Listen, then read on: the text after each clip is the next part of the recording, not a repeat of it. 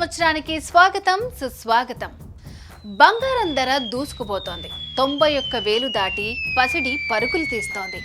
కొనడానికి కష్టంగా ఉంది, కానీ అమ్ముకోవడానికి మాత్రం పర్ఫెక్ట్గా ఉంటుంది.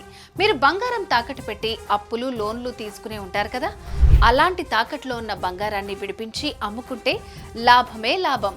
ఏప్రిల్ స్టార్ట్ అవ్వగానే బంగారం ధరలు పడిపోతాయి అంటున్నారు. ఎందుకంటే ఏప్రిల్ నుంచి కొత్త పన్నుల విధానం స్టార్ట్ అవుతుంది.